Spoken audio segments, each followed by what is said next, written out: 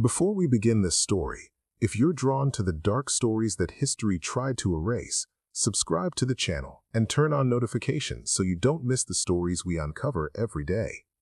And let us know in the comments which state you're watching from. We love seeing how far these forgotten stories are reaching. On the night of January 14, 1851, in Yazoo County, Mississippi, the temperature plunged to 19 degrees F, the coldest in over a decade. The Yazoo River's edges froze into thin, cracking sheets of ice. Amidst this bitter darkness, 13-year-old enslaved boy Samuel stood at a ravine's edge, gazing down at a wrecked carriage half submerged in freezing water. The horses had drowned. Trapped beneath the wreckage, bleeding and screaming for help, was Silas Crawford, a 47-year-old slave trader Samuel hated more than anyone. 3 years earlier, Crawford had torn Samuel's mother, Ruth, from his arms and sold her south to Louisiana. Samuel had dreamed of this moment, watching Crawford die, feeling justice at last. Yet now, facing the reality, he felt only emptiness. His mother's final words echoed, "Don't let the hatred destroy you, son. Be bigger than them." After counting 12 seconds, Samuel defied every instinct. He climbed down, waded into the icy water, and spent nearly an hour freeing Crawford from the wreckage. He dragged the injured man, a broken leg, head gash, and near hypothermia, to an abandoned hunting cabin, built a fire, cleaned wounds, and bandaged him with torn cloth from his own shirt. Samuel was born in 1838 on the Blackwood plantation near Natchez. His father had been sold away when Samuel was 2. Ruth, a skilled cook renowned for her biscuits, stews, and pecan pies, worked in the main house. Beautiful and spirited, she caught the eye of Thomas Blackwood, the 24-year-old heir, arrogant, indebted, and entitled after university.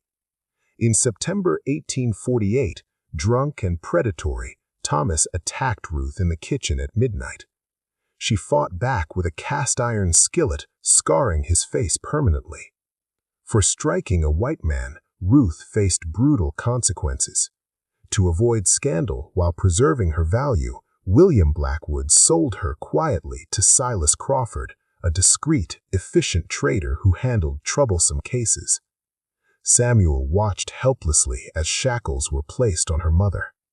Her last words to him became his guiding light.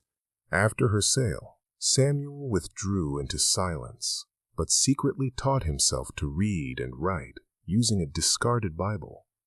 He became a stable boy, invisible to whites, yet observant. He connected with the Underground Railroad through Isaiah, a free blacksmith, Natchez, delivering coded messages. On that fateful night, returning from a mission, Samuel heard Crawford's cries. In the cabin, as Crawford recovered, Samuel confronted him. Crawford admitted selling Ruth not to New Orleans as reported, but to Henri Dubois at Belle Rive Plantation, 60 miles north of Baton Rouge, a place known for better treatment, no whipping, and some literacy allowed. Guilt had driven the unusual choice. Ruth's gaze had pierced him. Samuel saw opportunity. He had secretly documented Crawford's crimes, illegal smuggling, forged papers, bribes, fraud, over years of listening unnoticed. He blackmailed Crawford. Help retrieve Ruth, or the letter would ruin him. Crawford, shaken by Samuel's intelligence and mercy, agreed. They crafted a plan. Crawford claimed bandits attacked his carriage. A minister supposedly nursed him. He bought Samuel from the Blackwoods cheaply. Thomas eagerly rid himself of Ruth's son. For $75, Samuel became Crawford's legal property on paper, granting them mobility without suspicion. They traveled south to Louisiana, Crawford limping on a crutch.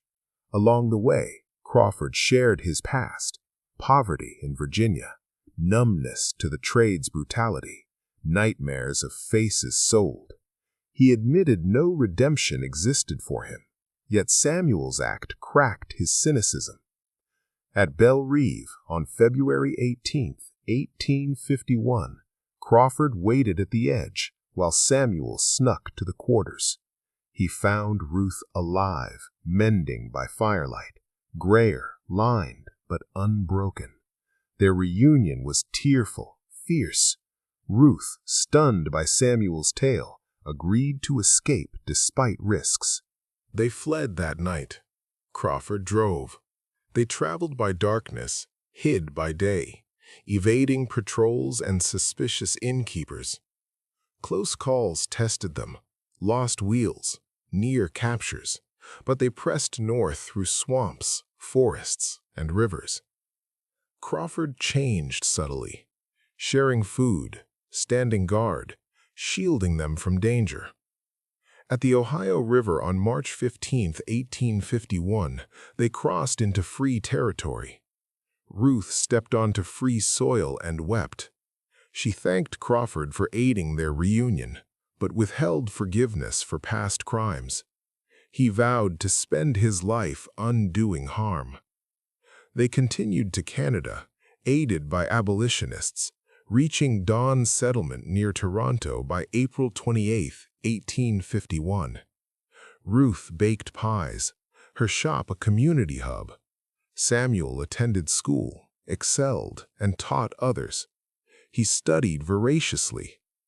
Crawford returned south, using his knowledge to sabotage slavery, falsifying records, aiding escapes, buying freedom for some.